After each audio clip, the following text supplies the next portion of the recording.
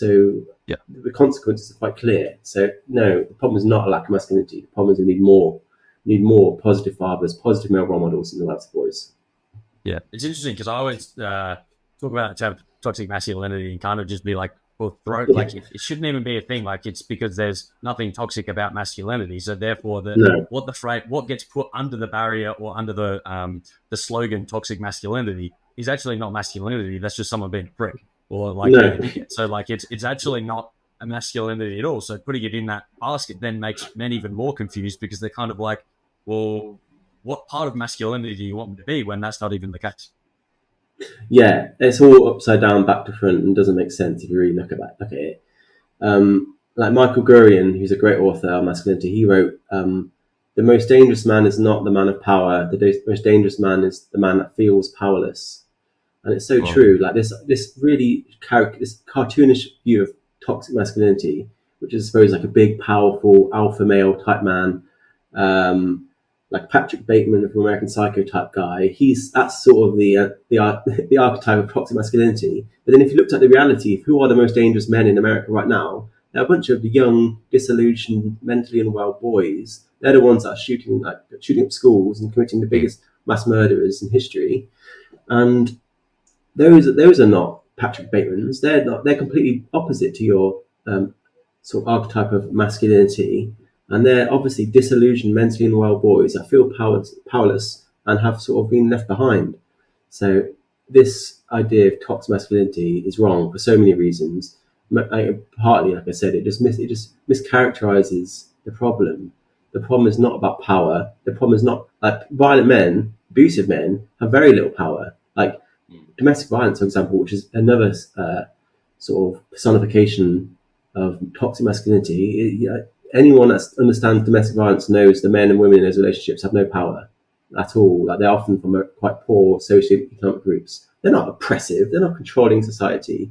And it's a very low resolution, divisive, cartoonish view of everything: social issues, domestic violence, masculinity, and we just need to do better. So a lot of time you think that the things that are pointing to toxic masculinity kind of come under from someone that is insecure or lack of, and they don't feel good enough, or maybe they got bullied at school or left out and all these other factors, fatherless home. And so therefore they're kind of trying to they want to feel something. They want to feel like they're in control a little bit, and then they pursue these actions. Yeah, I feel like it's a lack of meaning, lack of purpose, and like you said, a lot of the I got into an argument, one of my many arguments on social media about Jackson Katz, who's a world-leading expert supposedly on masculinity, and he was characterizing school shooters as fundamentally about masculinity. The reason why 99% of school shooters, 97%, but 99% of school shooters are men and boys, is fundamentally about masculinity. And I'm like, but the vast majority of men and boys are not school shooters and are absolutely appalled by school shooters. Like we're talking 99.9999999% of everyone hate school shooters, nothing to do with them.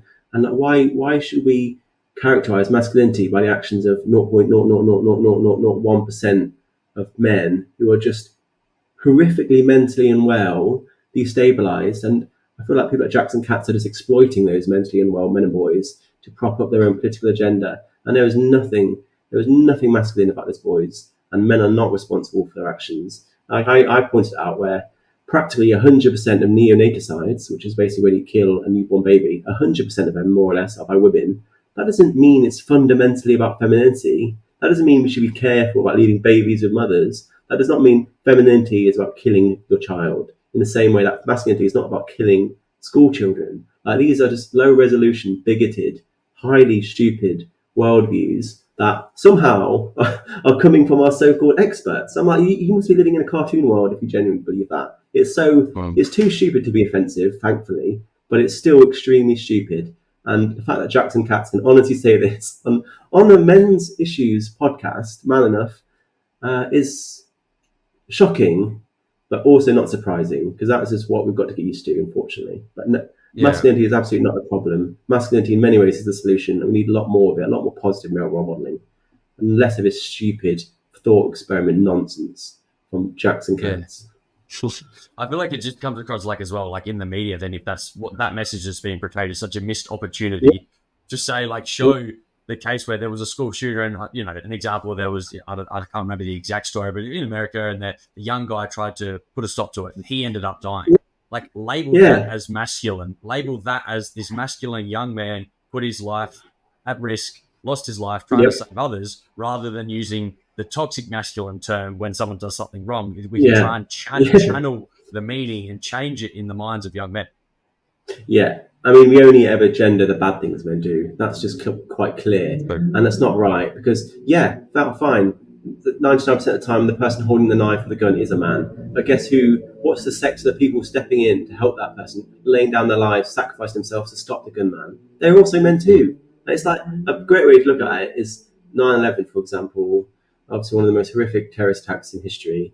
I think, what was it? 19 all-male hijackers took control of his planes. All 100% men did that attack. And, toxic masculinity, men are violent, men are dangerous. But 344 firefighters from New York lost their life on that day as well, sacrificed their life running to his buildings, never came out again. They were all men as well. Like 100% of those were men. 344 men, firemen, died to save men, to save people, Americans. That wasn't seen as heroic masculinity, but the actions of these 19 male terrorists, that's toxic masculinity or patriarchy or male violence or whatever nonsense you've got to say about it. So it's interesting how we only ever gender the bad things men do, never acknowledge the good. Like whenever a man does something good, like steps in to save someone from a knife attack, they're never gendered.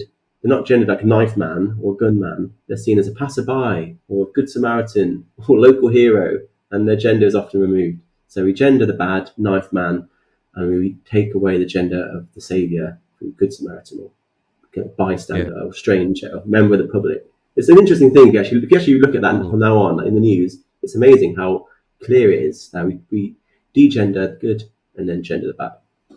Why do you think the media does that? Like it would seem like an easy sort of thing to do to try and make a positive impact on the world, to flip it the other way. It's just easy, isn't it? It's easy, and people just gobble it up. Head over to Jordan Checker Podcast to get the full exclusive experience.